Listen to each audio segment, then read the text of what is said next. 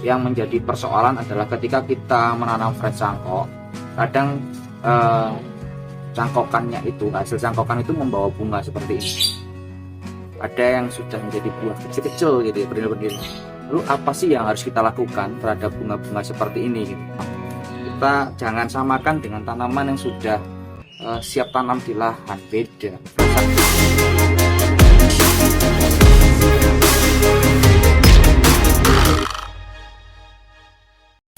Halo, di kesempatan yang baik ini kita akan menanam Mame Sapote fresh cangkok seperti ini. Minimal fresh cangkok yang baik itu harus sudah berakar seperti ini ya.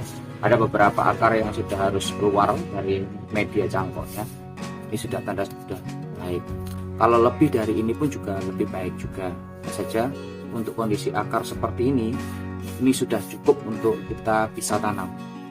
Yang menjadi persoalan adalah ketika kita menanam fresh cangkok, kadang cangkokannya itu, hasil cangkokan itu membawa bunga seperti ini. Ada yang sudah menjadi buah kecil-kecil gitu ya, berdiri-berdiri. Lalu apa sih yang harus kita lakukan terhadap bunga-bunga seperti ini gitu?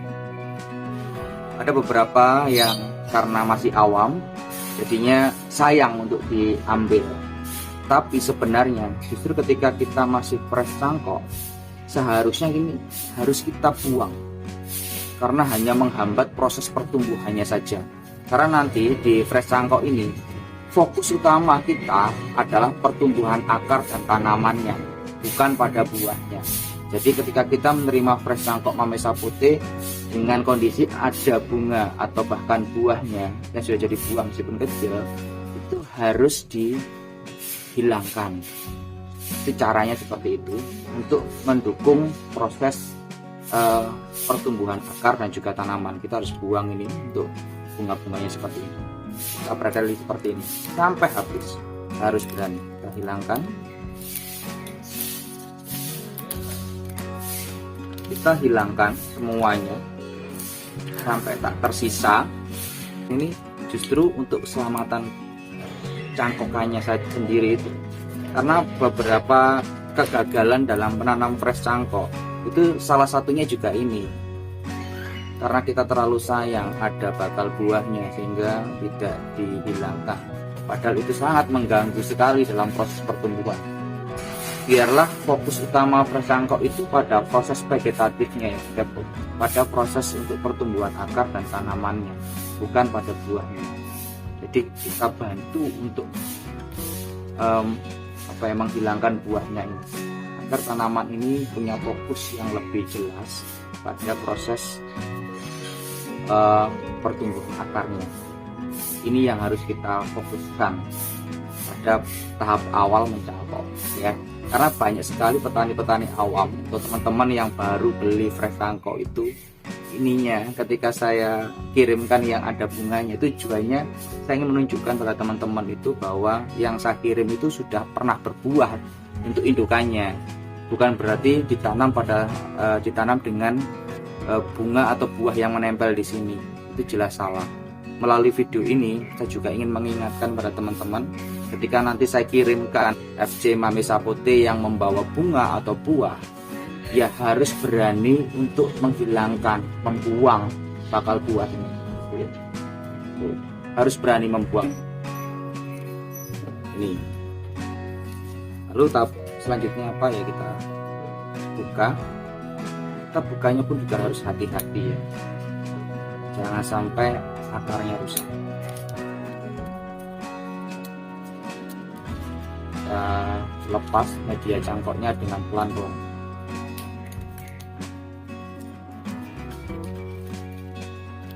Akar Mame Sapote itu sangat rentan sekali ya, jadi dalam membukanya pun kita harus hati-hati, jangan tergesa-gesa.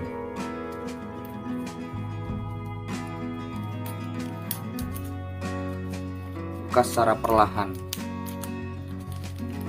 karena kita sayang terhadap tanaman yang kita beli. Apalagi bibit Mame Sapote itu kan terbilang masih cukup mahal ya, jadi hati-hati, jangan berusaha-berusu. Lalu apa saja sih penyebab kegagalan fresh cangkok itu sendiri ketika kita tanam gitu ya? Tadi sudah saya sebutkan, pertama adalah ketika bawa buah tapi kita tanam tidak kita tidak hilangkan, itu juga gagal. Yang kedua, ketika kita membuka medianya ini, untuk pembungkus media cangkoknya ini, itu terlalu tergesa-gesa sehingga akar itu jadi patah. Itu juga menjadi salah satu penyebab kegagalan dalam menanam fresh cangkok. Jadi harus hati-hati. Sebenarnya tidak untuk mame sapote saja, semua tanaman pun begitu ya. Mungkin karena kita terlalu bahagia dengan fresh cangkok yang kita dapatkan, sehingga kita lupa untuk hati-hatinya gitu ya.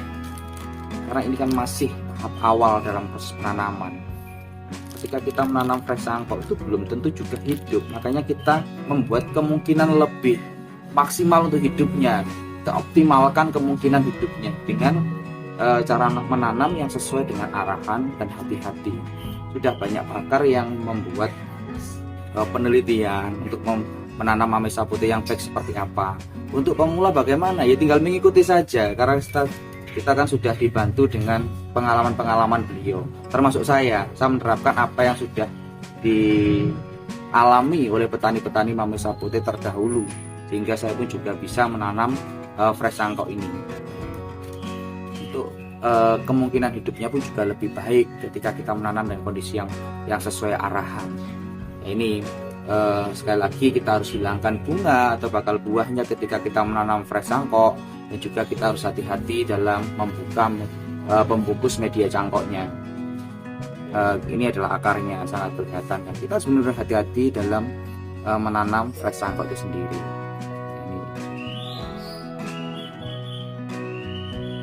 Ini akarnya ya. Jadi kondisi akar seperti ini itu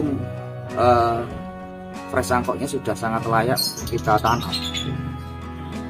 Seperti ini ya, kita bisa tanam. Seperti video saya sebelumnya. Jadi ketika kita menanam fresh cangkok, kita gunakan tanah murni ya. Jadi benar-benar tanah yang tidak ada pupuknya, komposnya. Ini benar-benar tanah murni, tanah merah yang kita gunakan untuk menanam mame sapote. Seperti ini ya. Ini anjuran dari saya ya, karena untuk mengurangi pembusukan akar di tahap awal gitu ya. Mengapa mahal ya, memang cara menanamnya pun juga sulit. Jadi ya kita harus hati-hati dalam menanam, kita optimalkan untuk fresh cangkok ini bisa hidup dengan baik gitu ya. Kita tanam ya.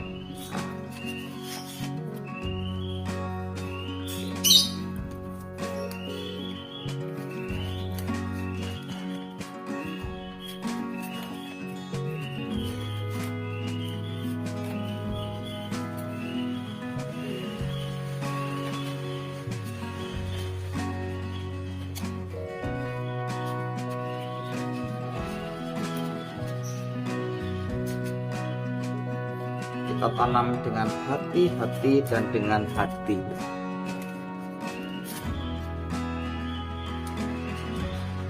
Hati-hati dan dengan hati, itu kuncinya.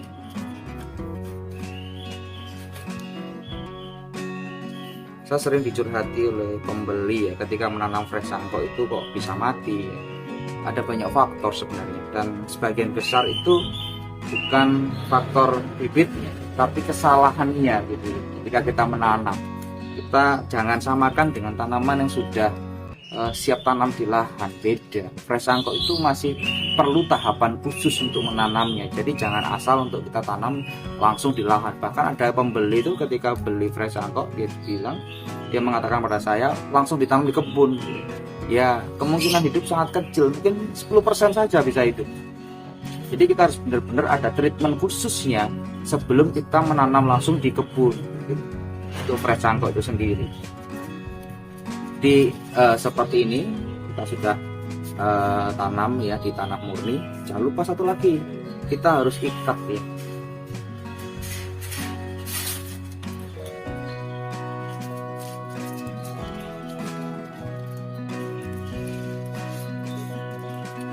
Kita harus ikat, tujuannya apa? Agar posisi akar ini tidak tergeser ketika kita memindahkan dalam proses pengecekan apakah ini bisa hidup atau tidak gitu ya.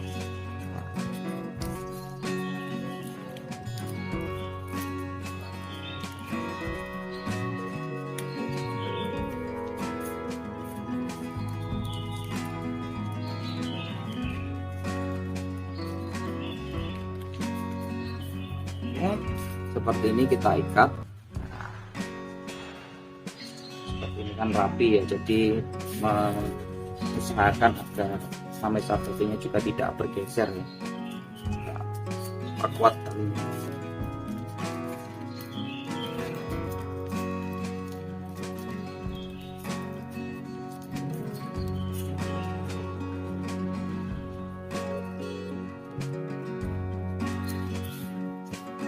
Oke, sudah sangat kuat.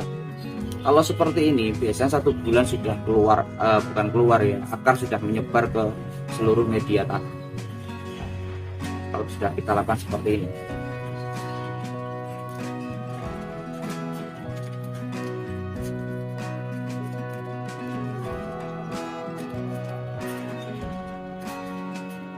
Dan terakhir saya harus kita lakukan, kita sungkup ya dengan plastik seperti ini. Boleh menggunakan kresek bening tidak apa, menggunakan plastik seperti ini juga lebih baik. Terkadang saya juga menggunakan kresek bening, itu juga bisa hidup. Kita tutup.